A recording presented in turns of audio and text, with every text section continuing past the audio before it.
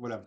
Bonjour à toutes et à tous et bienvenue dans ce webinaire consacré à la gestion de terres excavées.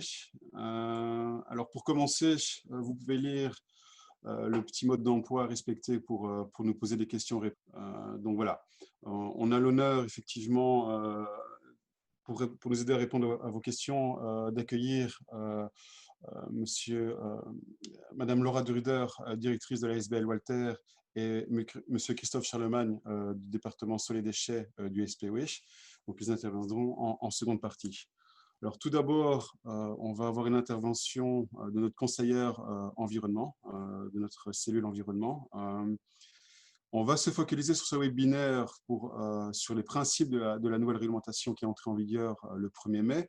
Mais on va se focaliser, on va faire un grand focus sur les formalités administratives à respecter par les entrepreneurs, notamment lors des notifications de déplacement de terre, les fameuses NMT. On fera le lien, je dirais, avec la plateforme. Vous verrez effectivement qu'on a commencé à constituer des petites vidéos pour vous aider à vous familiariser à la manipulation de cette plateforme. Et donc, Hélène va vous expliquer tout ça en détail. Donc voilà, vous n'avez pas accès au chat. On a seulement activé l'outil questions-réponses. Donc, n'hésitez pas en cours de présentation à poser vos questions. On y reviendra par la suite. Voilà. Hélène, je te laisse la main. Ok. Donc, bonjour à tous et à toutes. Donc, ce webinaire, il a vraiment pour but de vous présenter les grandes notions à connaître pour gérer vos terres tout en respectant la nouvelle réglementation. Et comme Aimé l'a dit, on fera spécifiquement un focus sur les notifications de mouvement de terre. Et je vous présenterai la première vidéo qu'on a réalisée pour déjà vous aider justement à compléter les notifications de mouvement de terre sur la plateforme de gestion de dossier Walter. Alors, petit rappel, mais ça, je suppose que maintenant, vous êtes tous au courant, depuis le 1er mai donc 2020, la GOETER est entrée en vigueur, donc l'arrêté du gouvernement wallon du 5 juillet 2018 relatif à la gestion et à la traçabilité des terres. Donc maintenant, dès que vous avez des terres à excaver, à transporter, à valoriser, c'est à cet arrêté qu'il faut se référer afin de savoir ce qu'il faut faire, ce qu'il ne faut pas faire et ce que vous devez demander ou autre aux différents acteurs qui interviennent dans la chaîne de gestion et de traçabilité des terres. Alors, il y a vraiment deux grands principes au niveau de cet arrêté, c'est le contrôle qualité des terres ainsi que la traçabilité des terres. Au niveau du contrôle qualité des terres, donc, on ne va pas l'aborder en profondeur aujourd'hui vu que ça incombe, en fait, cette obligation de réaliser le contrôle qualité des terres incombe au maître d'ouvrage ou au promoteur, c'est-à-dire à la personne qui va initier le projet ou qui va faire exécuter les travaux. Donc, vous, en tant qu'entrepreneur, vous n'êtes pas, dans la majorité des cas, concerné par le contrôle qualité des terres. Par contre, la traçabilité des terres, notamment bien ce que je vais vous expliquer par la suite avec les notifications de mouvement de terre sur la plateforme Walter, ça vous intéresse grandement, vu que c'est une obligation et une responsabilité du responsable de l'évacuation des terres. Et cette personne, c'est en fait la personne qui va vraiment décider d'où vont aller les terres, donc de la destination des terres. Donc, en général, c'est l'entrepreneur, qu'il soit l'entrepreneur général ou un sous-traitant, si c'est le sous-traitant, qui va décider de la destination des terres. Alors, on va vraiment aborder ici des notions qui sont très importantes. Donc, si vous comprenez bien ces notions, vous êtes paré, vous avez le bagage nécessaire pour pouvoir gérer vos terres correctement et pour encoder vos notifications de mouvement de terre sur la plateforme Walter. Donc, c'est vraiment la partie la plus importante du webinaire ici à bien comprendre. Alors, la première notion, bien entendu, c'est le site d'origine. Donc, il faut savoir ce qu'est le site d'origine afin de bien identifier vos terres. Donc, le site d'origine, c'est le terrain d'où vont être excavées vos terres. Donc, en quelque sorte, c'est votre chantier. Et ce chantier, il va être délimité par le périmètre du projet. Le projet, il peut être autorisé par un permis d'urbanisme ou un permis unique. Si ce n'est pas le cas, ce sera le projet qui sera, ce sera le périmètre qui sera délimité par le projet dans le cas où il n'y a pas de permis. Donc, votre site d'origine peut comporter plusieurs parcelles si le permis d'urbanisme comporte plusieurs parcelles. Donc ça, c'est vraiment important parce que vous allez voir, ça va avoir des répercussions par la suite si, par exemple, vous voulez valoriser directement vos terres sur le site d'origine. Selon si les terres restent sur le site ou non, eh bien, vous pourrez ne pas être soumis à la GOE. Donc ça, on verra cela par la suite. Ça, c'est la première notion importante à bien comprendre. La délimitation de votre site d'origine se réfère donc au périmètre du projet qui peut être autorisé par un permis d'urbanisme ou un permis unique. La deuxième grande notion, c'est le site récepteur. Donc ça, il y a encore beaucoup de confusion au niveau des différents acteurs qui interviennent dans la chaîne de la gestion des terres. Donc le site récepteur, c'est vraiment le site sur lequel l'on va directement aller valoriser les terres. Donc c'est en quelque sorte la destination finale de vos terres. Donc c'est par exemple un terrain où on va réaliser du remblai, une ancienne carrière que l'on veut remblayer. Par exemple, un autre chantier sur lequel vous voulez réaliser des aménagements ou un nivellement ou autre. Donc, c'est vraiment la destination finale de vos terres. Vous allez déposer vos terres, valoriser vos terres sur ce site. Les terres ne vont plus bouger. L'autre notion, l'installation autorisée. Donc, l'installation autorisée va englober en fait plusieurs types d'installations de centre. Ça peut soit être une installation de stockage temporaire, soit une installation, un centre de tri-regroupement, de pré-traitement, si on fait du criblage par exemple, ou alors de traitement des terres si vos terres ne correspondent pas à des terres qui sont valorisables et doivent subir donc un traitement au préalable pour pouvoir être valorisées. Donc, en quelque sorte, les installations autorisées, c'est tout ce qui est centre de regroupement, de pré-traitement, de traitement, de stockage temporaire. Ces installations, elles sont autorisées par un permis d'environnement ou un permis unique. C'est pour ça qu'on parle d'installation autorisée. Donc ça, c'est vraiment deux notions à bien comprendre. Site, récepteur, installation autorisée. Vous allez voir par la suite que dans la plateforme Walter, c'est vraiment important de bien les comprendre parce que les encodages seront différents en fonction de si vous vous dirigez vers un site récepteur ou vers une installation autorisée pour évacuer votre terre. Alors, l'autre grande notion, bien entendu, c'est la terre. Donc, qu'est-ce qu'une terre? La terre, elle est définie dans la GOE comme une matière solide constitutive du sol. Donc, ça, c'est assez simple à comprendre. Mais ce qu'il faut retenir, c'est que lorsque vous allez excaver vos terres, si l'excavation que vous avez réalisée comporte en masse et en volume plus de 25% de déchets inertes, donc je parle bien lors de l'excavation, donc lorsque vous allez excaver vos terres, dans ce cas-là, on ne va plus parler de terre, mais on va parler d'un mélange d'inertes. Donc, votre excavation ne sera plus une terre, sera bien un mélange d'inertes qui portera le code EURAL 170102, mélange inerte, et qui ne sera donc pas soumis à la GOETER. Ce sera soumis à la réglementation déchets, comme cela était le cas au préalable. Si l'excavation que vous avez réalisée comporte moins de 25% de déchets inertes, et bien dans ce cas-là, on reste bien sous une terre et la terre porte le code EURAL 170504 dans ce cas-ci. Donc ça, c'est important. Lorsque vous excavez, donc quand même vérifier si vous êtes bien en terre ou en mélange inerte. Alors, d'autres notions également importantes, c'est savoir quel type de terre vous avez. Donc, est-ce que vous avez une terre de voirie ou une terre de déblai? Donc, il y a pas mal d'entrepreneurs qui se mélangent encore un peu les pinceaux par rapport à ça. Donc, il y a deux grandes cas de figure à prendre en compte. Donc, c'est si vous êtes sur un chantier qui est un chantier hors voirie, vous excavez des terres, automatiquement, que vous alliez vers une installation autorisée, vers un site de remblai, donc un site récepteur, ou vers un autre chantier en voirie, par exemple, on a ce qu'on appelle des terres de déblai. Ce sont des terres qui porteront le code 170504. Maintenant, si vous êtes dans le cas de figure où vous avez un chantier en voirie, alors, il faut bien comprendre ce qu'est une voirie.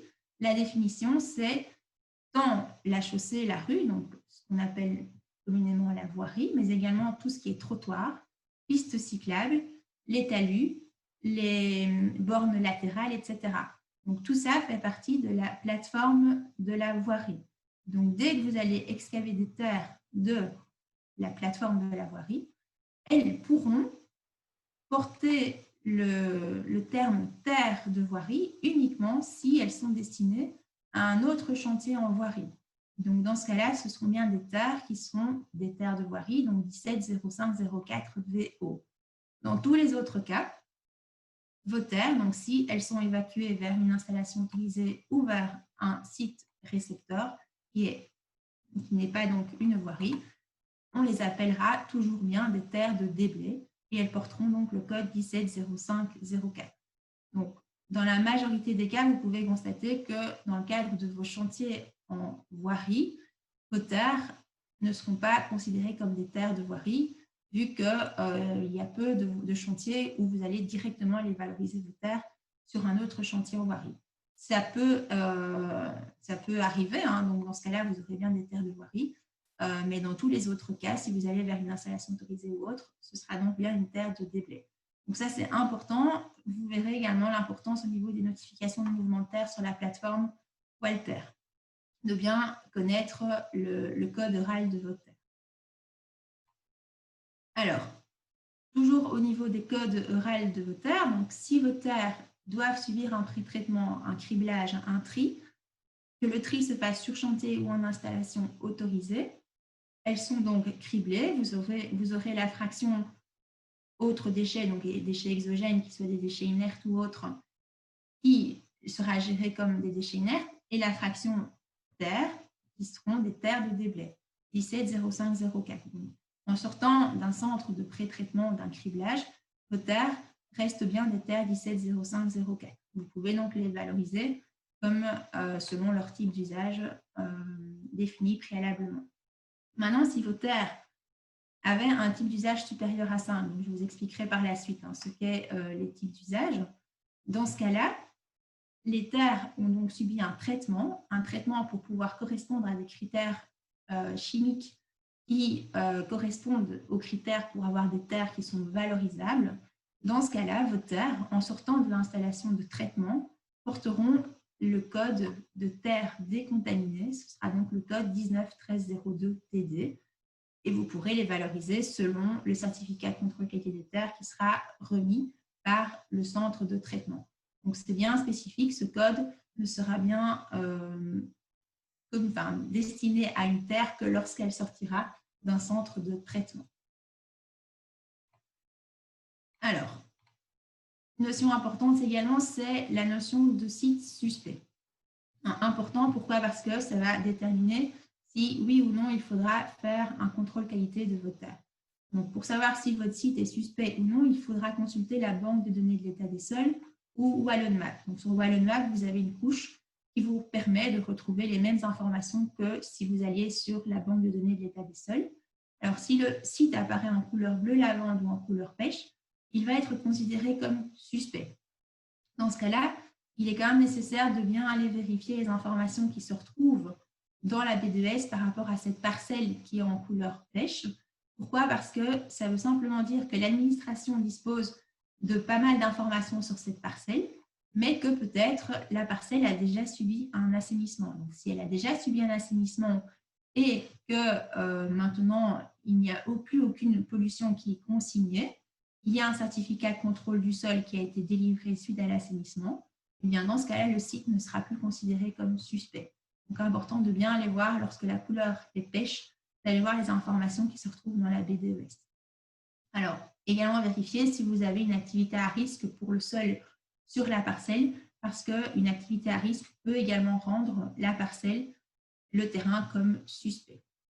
Donc, important de bien vérifier. Alors, dans tous les cas, si votre site est suspect, automatiquement, les terres devront subir un contrôle qualité des terres, quelles que soient les quantités à excaver et à évacuer. Ça, on le verra également par la suite.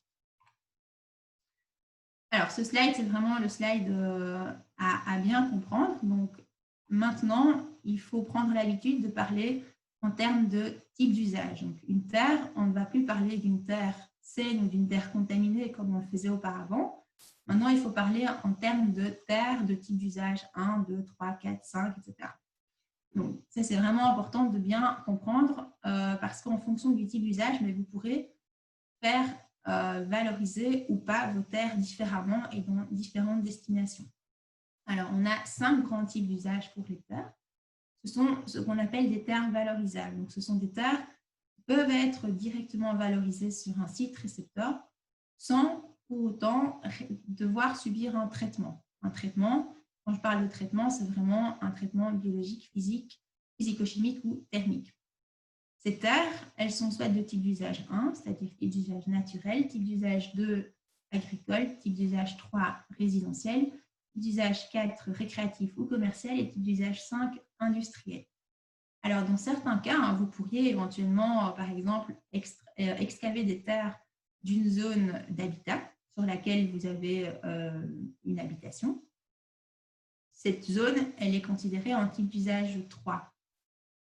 Dans cette zone, vous allez excaver des terres et vos terres, vous constatez que dans ces terres, vous avez, je ne sais pas, 10% de débris de construction. Alors, dans ce cas-là, vos terres sont toujours de type d'usage 3, mais par contre ne peuvent pas être valorisées telles quelles. Pourquoi? Parce qu'elles ne correspondent pas aux critères physiques pour pouvoir être valorisées directement, vu qu'elles contiennent des débris de construction en quantité importante. Donc, dans ce cas-là, ces terres devront être pré-traitées, donc devront être criblées avant de pouvoir être valorisées en type d'usage 3 ou autre. Donc, ici, j'ai repris les pourcentages de déchets et matériaux exogènes que peuvent contenir une terre pour pouvoir être valorisés directement. Donc, on peut aller jusqu'à 1% de déchets non dangereux, 5% de matériaux organiques, 5% de débris de construction, déchets inertes, 10% si la terre est issue d'une voirie et 50% de matériaux pierreux d'origine naturelle. Donc, si vous dépassez ces valeurs, automatiquement, vous devrez pré-traiter vos terres avant de pouvoir les valoriser. Donc, ça, c'est vraiment ce qu'on appelle les terres valorisables. Donc, il y a 5 grands types de terres. Si les terres, au niveau chimique, dépassent le type d'usage 5, dans ce cas-là, les terres ne sont plus valorisables telles quelles. Elles doivent subir donc un traitement en installation autorisée en centre de traitement et en fonction de la pollution des différents agents qui seront présents dans la terre, ce sera un traitement qui sera soit biologique, soit physico-chimique ou soit thermique. Alors, tout ça c'est très bien, mais donc ici c'est assez théorique, hein, les différents types d'usage, mais comment connaître le type d'usage sur votre site d'origine et également sur le site récepteur? Bien, pour cela, s'il y a un contrôle qualité des terres qui a été réalisé, c'est assez simple. Le type d'usage du site d'origine sera mentionné sur le certificat de contrôle qualité des terres. Donc là, il faut simplement consulter le certificat de contrôle qualité des terres. Le type d'usage y sera mentionné. Dans le cas où il n'y a pas de contrôle qualité des terres qui a été réalisé, qui est nécessaire, c'est un peu plus compliqué. C'est maintenant voilà, une nouvelle notion à appréhender qui, une fois comprise, est assez simple à consulter. Vous devez, dans ce cas-là, en fait, consulter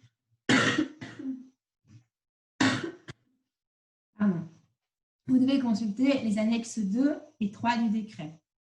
Alors, pourquoi 2 annexes? Parce que le type d'usage va se référer tant à la situation de droit qui se retrouve au niveau du plan de secteur et également à l'usage du site, donc à ce qui est réellement fait sur le terrain, selon la situation de fait. Je vous mets un petit exemple ici. Donc, à gauche, c'est l'annexe 2, donc c'est les références par rapport au plan de secteur. Et à droite, c'est l'annexe 3, donc c'est les références par rapport à ce qui est réellement fait à l'usage de fait du terrain. Donc, est-ce que vous avez une habitation? Est-ce que vous avez un cimetière? Est-ce que vous avez des prairies, etc. sur le terrain? Alors, s'il n'y a aucune différence entre l'annexe 2 et l'annexe 3, donc le type d'usage de droit et le type d'usage de fait, OK, ben vous prenez le type d'usage qui sera mentionné. Si maintenant il y a une différence entre le type d'usage de droit et de fait, vous allez devoir choisir le type d'usage le moins sensible, donc en quelque sorte le plus contraignant. Alors, comment ça se passe? Donc ici, je vous ai repris un petit exemple. Au niveau, par exemple, de la situation de droit, vous êtes en zone d'habitat. Vous regardez dans l'annexe 2, la zone d'habitat, elle est en type d'usage 3. Maintenant, au niveau de l'usage de fait, vous vous avez un cimetière. Le cimetière est repris en type d'usage 4. Vous devez donc prendre le type d'usage le plus contraignant, c'est-à-dire le type d'usage 4. Donc, les terres que vous allez excaver dans ce cas-ci du cimetière seront des terres qui seront de type d'usage 4. Bien entendu, dans le cas où il n'y a pas d'analyse de terre. On est bien dans ce cas-ci. Donc ça, c'est vraiment important à bien comprendre. Alors, comment connaître la situation de droit, donc le plan de secteur et la situation de fait, vous la voyez. Donc ça, c'est assez simple. C'est vraiment ce qu'on fait sur le terrain. La situation de droit et le plan de secteur, vous verrez par la suite dans la petite vidéo comment consulter le plan de secteur via le site WallonMap. Alors, donc là, j'étais vraiment sur le site d'origine, donc sur votre chantier. Maintenant, je passe au site récepteur. Donc, si vous voulez aller valoriser vos terres sur un terrain, un site récepteur, vous devez vous assurer que les types d'usage soient bien compatibles entre les terres qui viennent de votre chantier et les terres qui vont être valorisées sur le site récepteur. Alors, c'est le même système. Hein. Pour cela, donc, vous consultez les annexes 2 et 3 du décret seul. Mais par contre, s'il y a une différence entre le type d'usage de droit et le type d'usage de fait, vous allez devoir prendre le plus sensible, donc le moins contraignant. Donc, petit exemple, hein, vous êtes en zone d'habitat, donc au niveau du type d'usage de droit, c'est le type d'usage 3, et vous avez sur cette zone d'habitat bien des prairies, un terrain vague. Les prairies, le terrain vague est en type d'usage 2. Vous devez donc considérer le type d'usage du site récepteur comme le plus sensible et donc vous allez devoir prendre le type d'usage 2. Donc, le site récepteur va pouvoir accepter des terres de type d'usage 2 ou des types d'usage 1 également, vu qu'elles sont moins contraignantes. Alors, petit explicatif du contrôle qualité. Donc, un contrôle qualité des terres, je le rappelle, incombe en maître d'ouvrage. Il sera obligatoire lorsque il y aura une excavation de plus de 400 m3 de terre qui sera destinée à être évacuée du chantier pour éventuellement être valorisée sur un site récepteur. Plus de 400 m3 de terre, que vos terres soient issues d'un site suspect ou d'un site non suspect. Donc, dès qu'on a 400 m3 de terre à évacuer, automatiquement, il y a un contrôle qualité des terres qui doit être réalisé.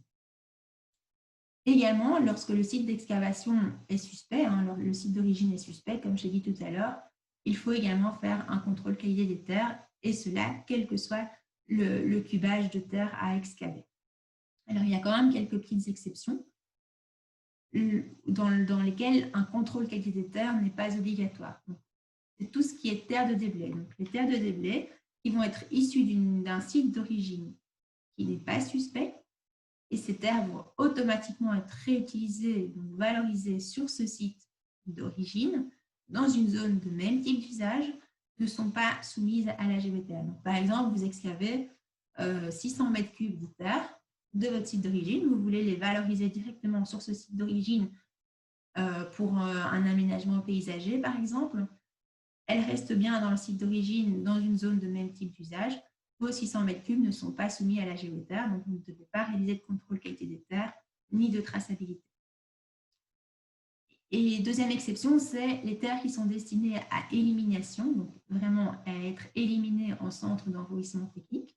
Elles ne sont pas soumises non plus à la GWTR, elles doivent simplement respecter les réglementations déchets, notamment le décret déchets. Les terres qui seraient également excavées dans le cadre d'un projet d'assainissement et réutilisées sur le site d'origine ne doivent pas non plus respecter les dispositions de la GWTR. Donc, dans ce cas-là, c'est le respect du décret seul. Et les terres qui sont issues d'une voirie et qui sont réutilisées en voirie avec le respect de différentes conditions qui sont prises dans l'article 6 de la GW ne sont pas soumises à contrôle qualité. Donc ça, on le verra tout à l'heure. Ce n'est pas pour autant qu'elles ne sont pas soumises à une traçabilité. Donc, dans ce cas-ci, c'est vraiment que le contrôle qualité. Il n'est pas d'application si vos terres sont réutilisées en voirie. Donc ça, c'est pour le contrôle qualité. Je l'ai dit, hein, donc ça incombe bien au maître d'ouvrage. Et actuellement, le maître d'ouvrage, il a deux possibilités pour faire réaliser le contrôle qualité. Donc, soit il va le faire réaliser avant chantier, donc c'est la méthode à privilégier au maximum. Donc, dans ce cas-là, le maître d'ouvrage va annexer le certificat de contrôle qualité des terres au document du marché ou à la demande d'offre. Et donc, vous, en tant qu'entrepreneur, vous aurez directement les informations sur la qualité des terres que vous allez devoir gérer dans le cadre du chantier. Donc, vous allez pouvoir remettre des offres qui soient plus compétitives et qui soient en lien avec réellement le type d'usage de vos terres. Vous allez également pouvoir mieux identifier ce que vous allez pouvoir faire avec vos terres, vu que vous connaîtrez le type d'usage et donc vous saurez peut-être directement les valoriser sur un autre chantier ou autre. Donc ça, c'est vraiment ce que l'on privilégie. Après, le maître d'ouvrage a quand même une autre possibilité, c'est de faire réaliser le contrôle qualité pendant le chantier. Et donc, dans ce cas-là, il a une obligation de faire évacuer les terres vers une installation autorisée. Et c'est au sein de l'installation autorisée que le contrôle qualité va être réalisé. Alors, c'est actuellement une disposition temporaire jusqu'au 31 octobre qui est d'application. Donc, ce cas-là, c'est toujours bien donc, au maître d'ouvrage à avoir cette responsabilité de réaliser le contrôle qualité de la terre. Mais vous, en tant qu'entrepreneur, donc, vous n'avez pas l'information avant de remettre vos offres sur la qualité de la terre. Vous les aurez par la suite et donc le prix devra évoluer en fonction de la qualité qui aura été détectée. Alors ça, c'est juste un petit graphique pour vous montrer un peu comment ça fonctionne au niveau des délais et du déroulement d'un contrôle qualité de la terre.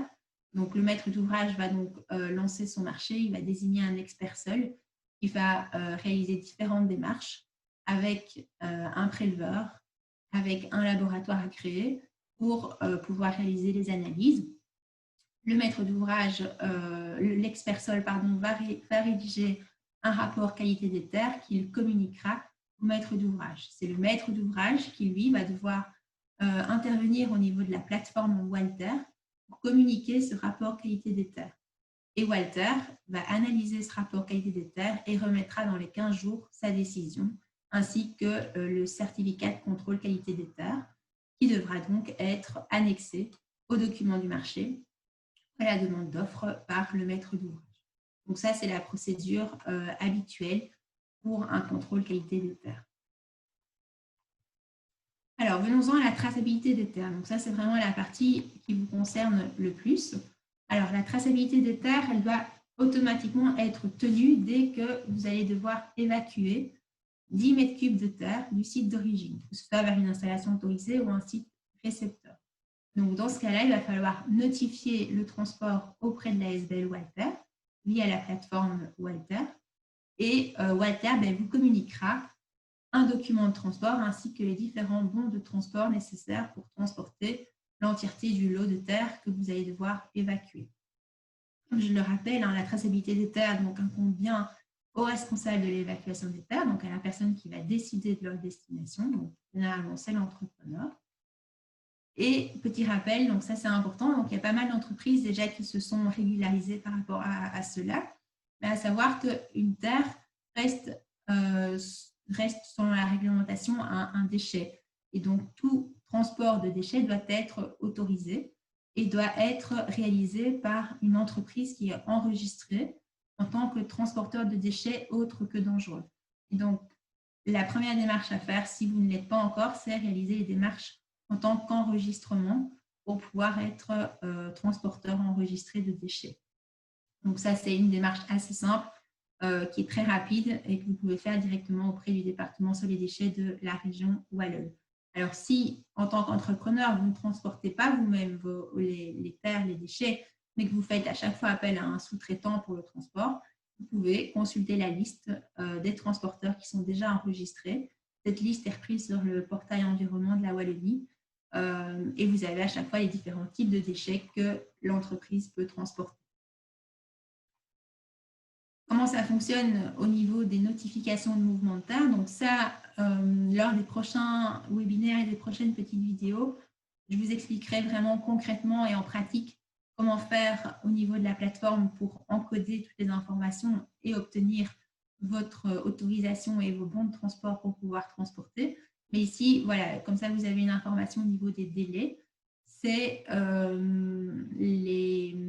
la notification, comment elle fonctionne. Donc, c'est assez simple. Donc, vous, en tant qu'entrepreneur qui allez transporter des terres, vous notifiez que vous allez transporter X mètres cubes de terre, etc. Vous payez des frais de dossier en fonction du cubage que vous allez devoir transporter. Donc, si vous avez moins de 400 mètres cubes à transporter, ce sera 25 €. Et ensuite, en fonction du cubage supplémentaire que vous allez devoir transporter, le montant sera dégressif en fonction des mètres cubes.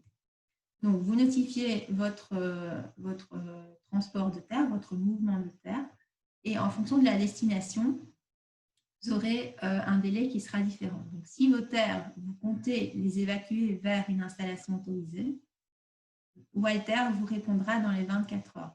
Si vous décidez d'aller évacuer vos terres vers un site récepteur, donc un site de Remblai ou un autre chantier, Walter a jusqu'à 3 jours pour vous communiquer les documents de transport et les bons de transport. Walter vous communiquera les documents. S'il manque des informations au niveau de votre notification, elle vous le fera également savoir. Et dans ce cas-là, bien, vous avez vos documents. Vous pouvez donc les télécharger directement sur la plateforme. Vous avez un compte bien particulier au nom de votre entreprise. Et vous pouvez donc transporter à partir du moment où vous avez ces documents. Alors, à chaque fois, avec minimum 2 exemplaires dans votre camion, dans votre véhicule. Pourquoi? Parce qu'il en faut un pour le véhicule et il en faudra un à destination, donc pour l'installation autorisée ou pour le site récepteur. Donc ça, c'est le déroulement d'une NMT. Alors, avant la petite vidéo que je vais vous présenter tout de suite, juste petit rappel qui est important à bien comprendre. Donc, c'est que si vous avez un CCQT, donc si le maître d'ouvrage vous a fourni un certificat de contrôle qualité des terres, vous devez, au niveau de la plateforme de gestion de Walter, encoder une notification de mouvement de terre avec rapport qualité des terres. C'est important de bien identifier et bien choisir le bon onglet, sinon vous allez être bloqué au niveau de la procédure. Si vous n'avez pas de CCQT, donc dans ce cas-là, vous devrez remplir la notification de mouvement de terre sans rapport qualité des terres. Dans le cas où le maître d'ouvrage a une obligation de réaliser un certificat de contrôle qualité des terres, donc un contrôle qualité des terres, mais qu'il ne le fait pas avant le début du chantier, donc qu'il le fait pendant le chantier, en cours de chantier, c'est une possibilité qu'il a, c'est la deuxième possibilité que je vous ai présentée tout à l'heure. Dans ce cas-là, vous devez également compléter ce même onglet notification de mouvement de terre sans rapport qualité de terre, vu que le rapport qualité de terre sera obtenu postérieurement. Donc, important ici de bien identifier les bons onglets. Voilà, je vais vous présenter donc la petite vidéo qui dure une petite vingtaine de minutes. Et par la suite, on résumera un peu ce qu'on a abordé au cours de ce webinaire et on fera la séance questions-réponses. Alors, je vous invite peut-être à mettre votre micro au maximum, comme ça vous entendrez bien la vidéo. Bonjour à toutes et à tous.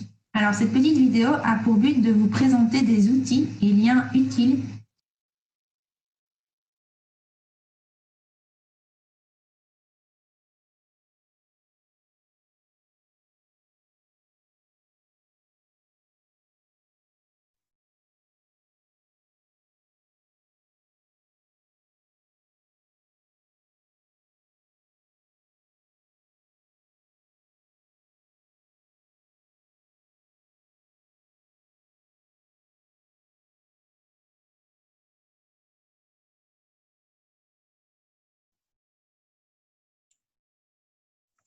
Petit souci technique, Hélène? Ils vont vous aider à trouver toutes les informations nécessaires et demander lors d'une notification de mouvement de terre sur la plateforme Walter. Je vous présenterai également aujourd'hui les grandes fonctionnalités de la plateforme Walter, mais sachez que dans les semaines à venir, d'autres vidéos traitant plus spécifiquement des notifications de mouvement de terre vous seront également proposées. Alors commençons par le site général de la SBL Walter sur lequel donc, nous sommes actuellement. Alors sur ce site, vous pouvez déjà retrouver de nombreuses informations via les différents onglets que vous avez ici en haut. Alors un onglet présentation qui va reprendre en quelques mots ce qu'est la SBL Walter. les différents acteurs qui vont être donc les promoteurs, les maîtres d'ouvrage, les experts sols, les entreprises, transporteurs, valorisateurs, etc. Donc là, vous allez avoir des explications quant à ces acteurs, quant à leur rôle et également quant à leur responsabilité au niveau de la gestion et de la traçabilité des terres. Un onglet législation qui va reprendre les différents textes réglementaires en lien avec la gestion des terres. Un onglet ressources vraiment très utile que l'on parcourra par la suite puisque je vais vous présenter les différents outils et liens utiles qui y sont repris. Un onglet FAQ donc avec différentes questions qui ont été principalement posées à la SBL Walter et aux différentes organisations qui sont en lien direct avec la gestion des terres. Donc, vous avez des questions assez simples et des réponses également assez courtes qui vont donc vous permettre de déjà retrouver pas mal d'informations et de réponses à vos principales questions. N'hésitez pas à aller consulter cet onglet FAQ qui reprend donc pas mal d'informations. Un onglet Actu, donc c'est tout ce qui est d'actualité en lien avec la gestion des terres, bien entendu. Un onglet Contact, toujours très utile également, d'avoir les coordonnées, tant téléphoniques que e-mail, des différents collaborateurs de la SBL Walter. Là, en cas de questions plus spécifiques, vous pouvez toujours également les contacter. Alors, au niveau de ce site général de la SBL Walter, vous avez également ici en haut à droite deux boutons, le bouton Login et le bouton Inscription. Ce sont des boutons en fait qui vont vous permettre de directement accéder à la plateforme de gestion de dossier, donc à la plateforme d'encodage, notamment de vos notifications de mouvement de terre. Alors, si vous avez déjà un accès à cette plateforme, c'est simple, vous cliquez sur le bouton Login. Si pas, eh bien, il faut d'abord vous créer vos codes d'accès et pour cela, vous devez donc cliquer sur le bouton Inscription. Je vais donc vous montrer comment cela fonctionne. En cliquant sur ce bouton, donc, vous allez arriver sur cette page sur laquelle vous avez deux formulaires distincts qu'il faudra compléter ou non en fonction de l'acteur que vous êtes, donc du rôle que vous allez jouer dans la gestion des terres. Dans tous les cas, le formulaire général, c'est un formulaire qui devrait être complété par tout acteur. Donc, que vous soyez entrepreneur, maître d'ouvrage, expert sol, transporteur, ce formulaire devrait être complété. Alors, ce formulaire, il ressemble à ceci. Il est assez simple, donc c'est indiquer vos coordonnées, donc adresse, numéro de téléphone, etc. Les coordonnées de votre organisation de l'entreprise avec votre numéro d'entreprise de TVA. Et ensuite, quel est votre rôle dans la gestion des terres? Est-ce que vous êtes un maître d'ouvrage, un expert sol, un entrepreneur général, un transporteur, etc. Vous pouvez bien entendu cocher plusieurs rôles. Un entrepreneur général peut également, par exemple, être transporteur s'il dispose de camions pour pouvoir transporter des terres. Un entrepreneur général pourrait également être un exploitant d'une installation autorisée. Par exemple, s'il dispose d'un centre de regroupement, d'un centre de pré-traitement de terres, il est considéré également comme un exploitant d'une installation autorisée. Donc, vous pouvez cocher donc, plusieurs rôles. Attention de bien cocher votre rôle en question, vu qu'en fonction de cela, vous aurez accès à différentes fonctionnalités sur la plateforme de gestion.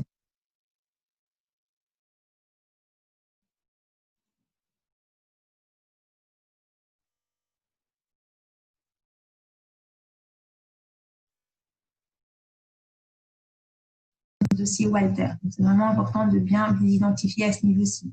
Si vous avez un doute sur la définition de ce qu'est un transporteur, un exploitant d'une installation autorisée, etc., vous pouvez aller plus bas au niveau du formulaire et vous avez donc les différentes définitions de ce qu'est un entrepreneur, etc. Donc là, n'hésitez pas à aller consulter également cette information. Vous indiquez encore quelques petites informations qui vous sont demandées et alors vous envoyez votre demande d'inscription et vous recevrez de la part de la SBL Walter un code d'accès et une demande pour créer votre mot de passe. Lorsque vous aurez votre mot de passe et votre code d'accès, vous pourrez donc directement vous loguer sur la plateforme et réaliser vos notifications de mouvement de terre. Donc ça, c'est le formulaire général. Alors, si vous avez coché au niveau de ce formulaire général que vous êtes également un exploitant d'une installation autorisée, vous devrez, en plus des informations communiquées ici, compléter, donc je reviens sur mon site de la SBL Walter, compléter le formulaire complémentaire pour les installations autorisées. Ce formulaire, on va vous demander les mêmes informations, vos coordonnées au niveau de l'entreprise, mais il va permettre de distinguer les différents types de centres. Donc, est-ce que vous êtes un centre de regroupement, un centre de pré-traitement de terre, un centre de traitement de terres polluées ou une installation de production végétale? Alors, dans la majorité des cas, vous, en tant qu'entrepreneur, vous serez principalement centre de regroupement ou centre de pré-traitement ou les deux. Alors, je vais cocher les deux, comme ça, vous avez un exemple. Les coordonnées, etc., encore qui sont demandées. Et ensuite, vous envoyez votre demande et vous aurez votre code d'accès qui vous sera communiqué par l'ASBL Walter. Donc ça, c'est vraiment la première chose à faire. Donc, c'est compléter ces deux formulaires pour pouvoir accéder à la plateforme Walter. Alors, je reviens sur mon site général. Donc, on a nos codes d'accès. On va donc se loguer pour accéder à la plateforme. Vous arrivez sur cette page sur laquelle vous allez devoir donc indiquer vos codes d'accès et vos mots de passe.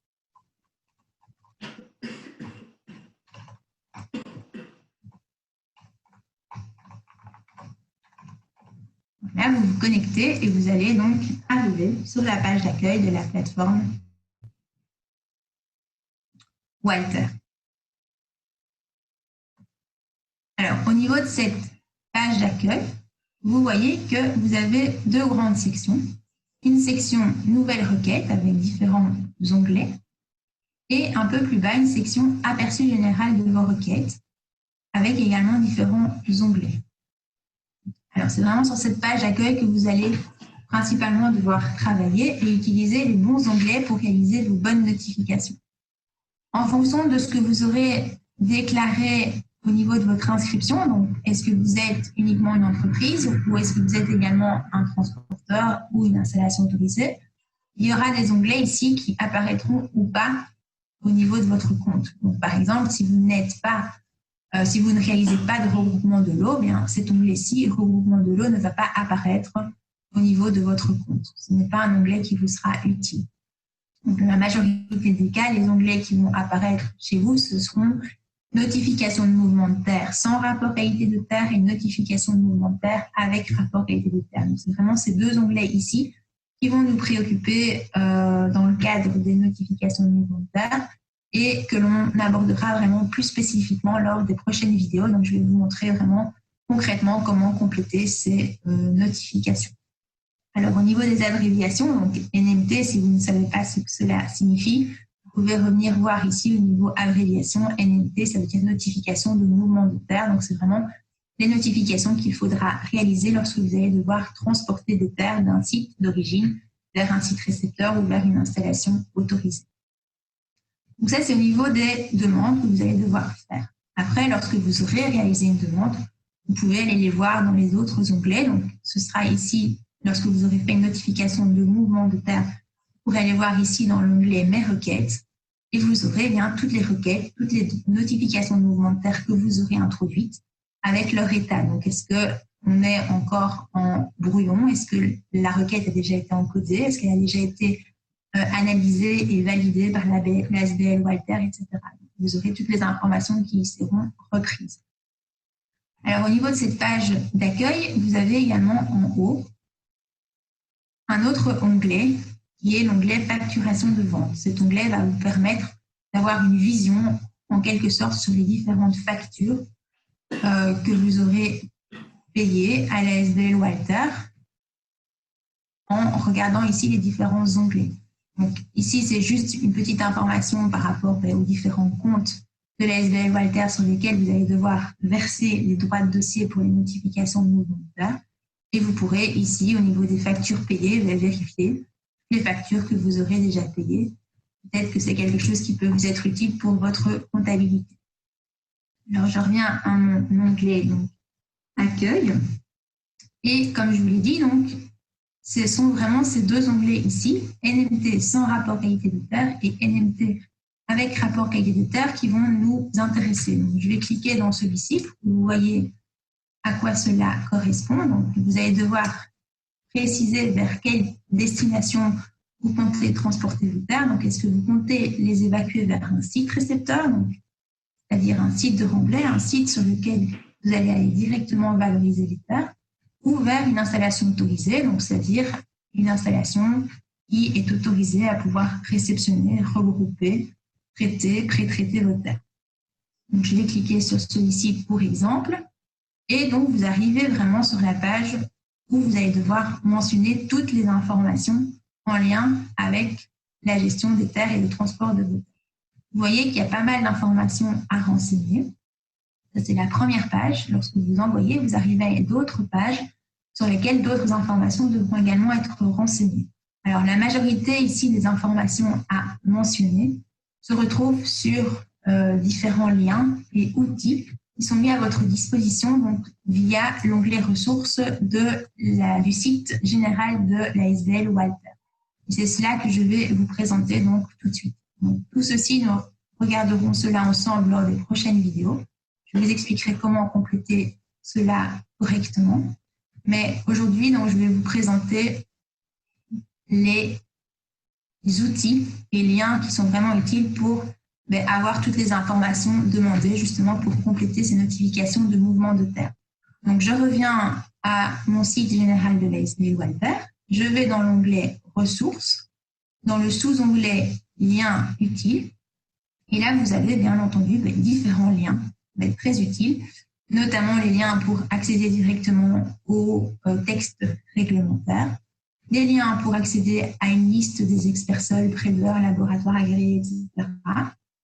Des liens pour accéder directement à une liste de centres, des centres qui seraient autorisés à réceptionner vos terres. Donc, par exemple, la liste des centres qui sont autorisés à réceptionner les terres, je vais vous montrer. Donc, on arrive sur cette page et en fonction de où se trouve votre chantier, vous pouvez regarder quel est le centre qui pourrait accepter vos terres le plus proche. Donc, par exemple, nous sommes dans la province de Namur, près d'Achen, par exemple. Voilà, on a un centre à proximité. On regarde, est-ce que ce centre peut accepter mes terres? Donc, on regarde les différents codes de rail, donc les codes déchets. Hein. Hop, hop, hop. Le code déchets de la terre, c'est le 170504. Le 170504 est repris. Donc, ce centre accepte bien des terres 170504. Alors, on vous recommande toujours quand même de les contacter au préalable afin de bien vous assurer qu'ils vont bien réceptionner vos terres et notamment à quel prix ils vont réceptionner vos terres. Donc, ça, c'est un premier lien intéressant pour vous. Ensuite, il y a un autre lien, la banque de données de l'état des sols, également utile pour savoir si votre site est considéré comme suspect ou non.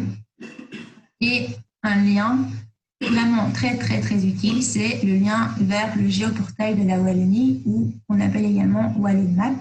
Alors, ce lien est vraiment très utile. Pourquoi? Parce qu'il va reprendre différentes couches et différentes informations qui vous seront justement demandées dans le cadre d'une notification de mouvement de terre.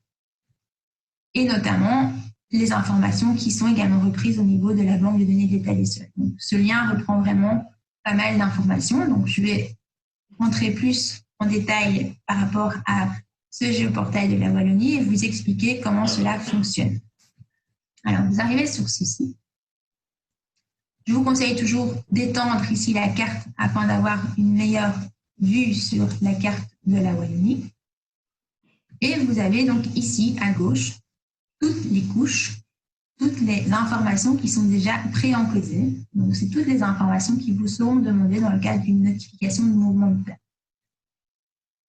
Alors, comment faire pour savoir qu'est-ce qu'il en est par rapport à votre chantier?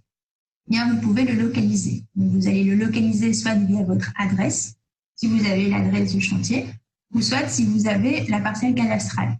Donc, dans ce cas-là, vous allez sur l'icône ici à 3 bandes, parcelle cadastrale, et vous indiquez les coordonnées de la parcelle cadastrale. De là, vous marquez j'y vais et vous allez directement être dirigé vers la bonne parcelle cadastrale. Maintenant, si vous n'avez pas les coordonnées spécifiques de la parcelle cadastrale, pas de souci, vous la localisez via l'adresse du chantier. Alors, par exemple, ici, on va mentionner un chantier qui se situe à Jamblot, par exemple. Voilà. Rue Saussin à Jamblot. On dézoome un petit peu pour mieux voir où l'on est. Alors, je m'identifie et à ma parcelle, oui, effectivement, mon chantier, il va se situer sur telle parcelle. C'est la parcelle 50M2. Donc, je le vois.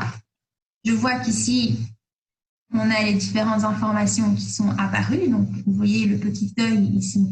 À chaque fois, il est repris en gras. Donc, ça veut dire que ça apparaît sur ma carte. Si vous voulez que l'information disparaisse de la carte, vous devez cliquer sur l'œil. Par exemple, si vous ne voulez plus qu'apparaissent les plans parcellaires cadastrales, vous cliquez sur l'œil et vous voyez que les délimitations des parcelles ainsi que les numéros des parcelles disparaissent. Je vous conseille toujours de le laisser, c'est quand même très utile d'avoir la délimitation et le numéro des parcelles cadastrales. Le plan de secteur, vous pouvez également l'enlever, donc là vous voyez un peu mieux ce qu'il en est, mais vous pouvez le laisser. Donc vous voyez que moi je suis ici, mon chantier se situe en zone au niveau du plan de secteur qui est mauve. Qu'est-ce que la zone mauve? C'est une zone d'activité économique. Alors comment je le sais? Mais on peut le savoir soit via le bouton légende, où vous aurez toutes les informations par rapport à tout ce qui est repris sur la carte, par rapport aux différentes lignes, HUV, par rapport aux couleurs, etc. Ou soit vous allez alors sur l'icône information. Donc cette icône information, de toute manière, on vous conseille d'y aller afin d'avoir toutes les informations par rapport à la parcelle relative aux différentes couches ici mentionnées. Donc vous allez sur cette icône information, vous cliquez ensuite sur la parcelle concernée et vous revenez voir ici dans le petit encadré à droite, vous avez donc toutes les informations sur la parcelle cadastrale en question. Alors, comment ça fonctionne? Localisation, vous avez les informations par rapport aux coordonnées Lambert. Donc ça, c'est toujours intéressant de les avoir parce qu'elles vous seront demandées également dans le cadre de la notification de mouvement de terre. Les références cadastrales, bien entendu, avec ma parcelle cadastrale et toutes les informations par rapport à sa référence. Très intéressant. Le plan de secteur, également important. Donc, je vous disais qu'on était en zone d'activité économique. Eh bien, on va le vérifier au niveau de l'affectation. Donc, la zone d'affectation, ils me disent que effectivement, je suis en activité économique industrielle. Donc, vous voyez que quand je mets ma flèche sur la zone d'affectation, il y a toute une zone ici qui se met en bleu. Eh bien, ça veut dire que toute cette zone est la zone d'activité économique industrielle. Ma parcelle en fait bien partie. Je vais rezoomer un petit peu. Voilà. État des sols. Donc, est-ce que mon sol ici est un site considéré comme suspect ou non? Eh bien, vous regardez. Aucune information, aucune information. Donc, dans notre cas, il n'est pas considéré comme suspect. Vous pouvez donc le vérifier. On l'avait fait tout à l'heure. Vous pouvez le vérifier ici en enlevant le plan de secteur. Vous voyez, vous laissez l'état des sols ici. Vous voyez que notre parcelle 50M2, heureusement, n'est pas en couleur pêche comme beaucoup de parcelles aux alentours. Donc, elle n'est pas considérée comme suspecte. OK. Et donc, par la suite, vous aurez toutes les autres informations sur la protection des captages. Donc, est-ce qu'il y a un captage d'eau souterraine à proximité ou sur la parcelle? Vous aurez des informations également qui seront reprises ici. Donc, dans notre cas, il n'y a rien. Est-ce qu'il y a des spécificités par rapport à la protection de la nature, au réseau Natura 2000, etc. Donc, vous pouvez également le vérifier ici. Vous voyez que dans notre cas, il n'y a rien également. Alors, ce qui est important pour la notification de mouvement de terre, donc bien entendu, c'est d'avoir toutes ces informations, mais également de faire un print screen ou une impression de cette carte afin de l'annexer à la notification de mouvement de terre. Alors, pour cela, soit vous faites un print screen via votre clavier d'ordinateur, ou soit vous pouvez également imprimer en PDF ou autre via le géoportail. Alors, pour cela, vous cliquez ici sur l'icône « Imprimer ». Je vais le faire. Vous avez donc votre encadré qui vous dit que ça va être imprimé de telle manière. Donc, je vais le changer pour qu'il soit bien centré sur ma parcelle. Voilà, vous pouvez indiquer un titre. Donc, par exemple, « Chantier Jean Blou », une description plus précise. je vous conseille de, par exemple, remettre les coordonnées de la parcelle. 50 M2, je n'ai pas retenu le début, mais je pense que c'était Jean Blou, section B, par exemple, 500 M2. Est-ce que vous voulez l'imprimer en A4, en A3, en portrait, en paysage, en PDF, en doc, etc. Donc ça, c'est à vous de choisir. Et je vous conseille toujours de cocher ici la légende. Comme ça, dans l'impression, vous aurez également à la suite du plan toutes les informations sur les couleurs, les lignes, etc. qui sont reprises sur le plan. Vous cliquez sur imprimer. Et c'est assez rapide. Normalement, vous allez donc avoir votre page qui va donc apparaître, votre impression. Donc la voici. Hop, je clique dessus. Là voilà. Et donc vous avez le document que vous devrez annexer donc à la notification de mouvement de terre. Donc ici vous avez votre plan avec les différentes couches qui sont superposées dans ce cas-ci. Et ensuite vous avez plus loin, donc comme je vous disais, la légende vu qu'on l'avait cochée avec toutes les informations par rapport aux couleurs, aux lignes, etc. Donc ça, c'est vraiment un document que vous devez conserver dans votre dossier vu qu'il sera nécessaire lorsque vous ferez votre notification de mouvement de terre. Voilà pour le site Wallonmap. Donc c'est vraiment un site important à consulter avant toute notification de mouvement de terre. Alors, j'en reviens à mon site général de l'ASBL Walter. Pour terminer, donc encore dans l'onglet ressources, j'aimerais vous montrer qu'il y a également des supports, et notamment dans les documents utiles, il y a des guides qui ont été développés par l'ASBL Walter. Les voici, donc ce sont des guides qui vont vous aider vraiment pas à pas dans les démarches d'encodage de vos notifications de mouvement de terre. Donc ce sont vraiment des guides qui sont assez bien faits et qui expliquent concrètement ce qu'il faut écrire à tel endroit, etc. Donc c'est en quelque sorte ce que je vais vous présenter lors des prochaines vidéos. Mais ici, vous l'avez donc en écrit sur des documents. Donc je peux en télécharger un pour vous montrer à quoi cela ressemble.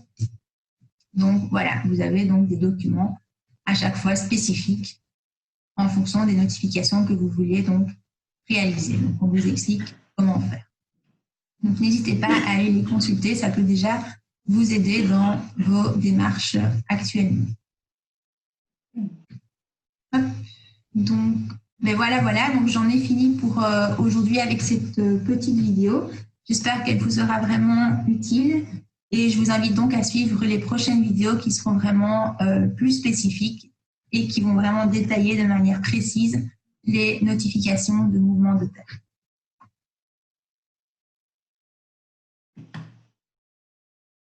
Bonjour à toutes et à tous. Bonjour à toutes et à tous.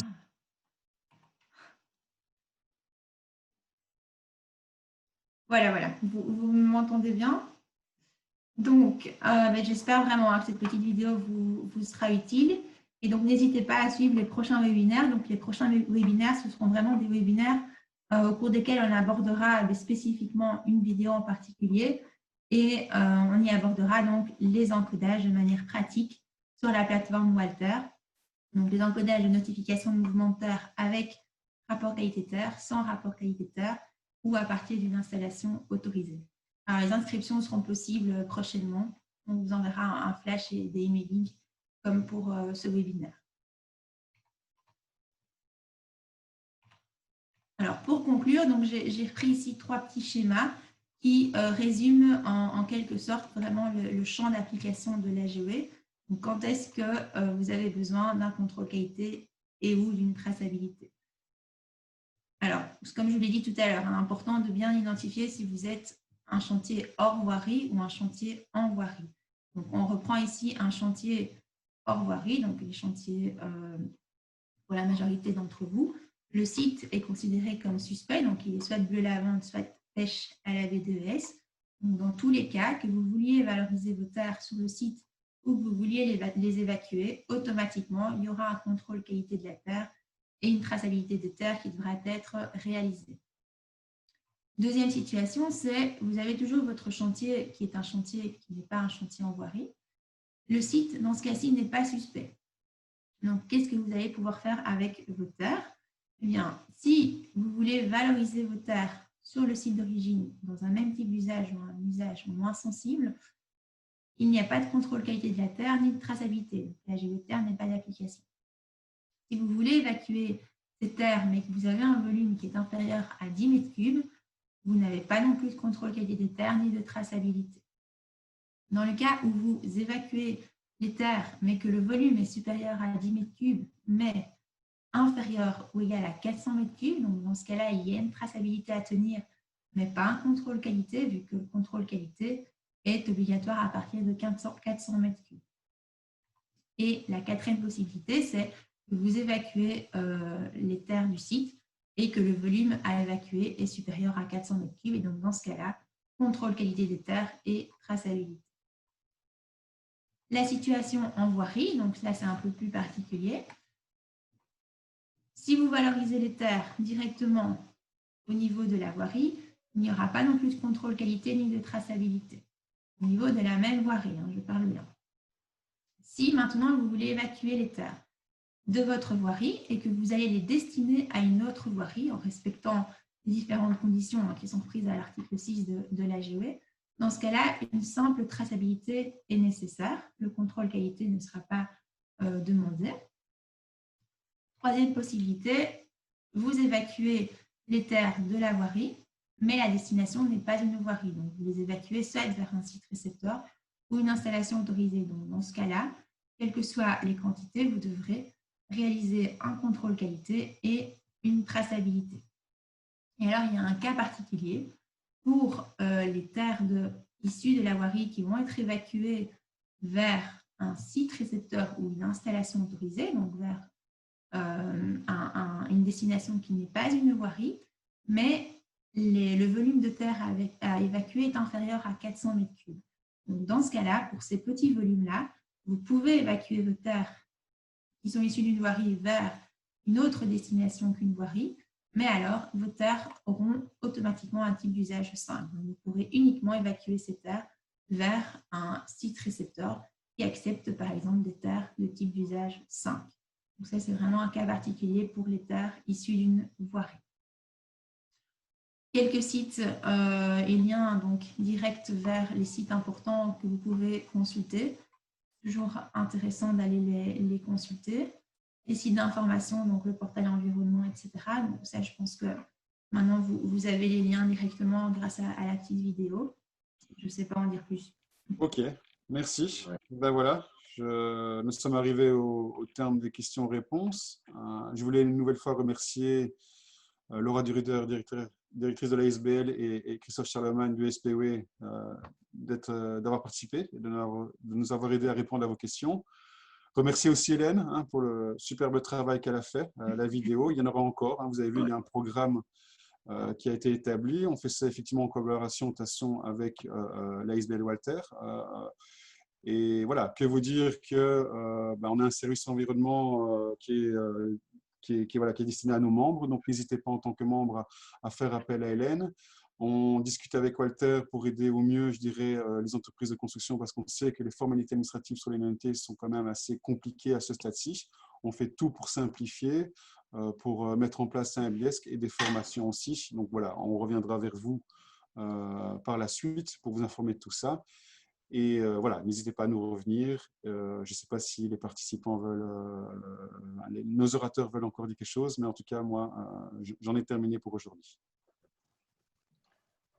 Merci à la CCW pour l'organisation de ce séminaire, parce que c'est certain que ça va aider énormément d'utilisateurs. Et donc, je les remercie vivement d'avoir pris le temps de l'organiser. Pour les vidéos également faites par Hélène, qui sont de qualité et qui vont aussi aider de nombreux utilisateurs. N'hésitez pas à aller voir le site de Walter, utilisez la permanence téléphonique, envoyez vos questions à info@walter. On est vraiment là pour vous aider, on fait notre maximum. Et donc, si jamais vous avez la moindre question, vous pouvez également nous contacter évidemment directement, soit par info@walter, soit par la permanence téléphonique pour qu'on puisse vous accompagner. Voilà. Merci à Voilà.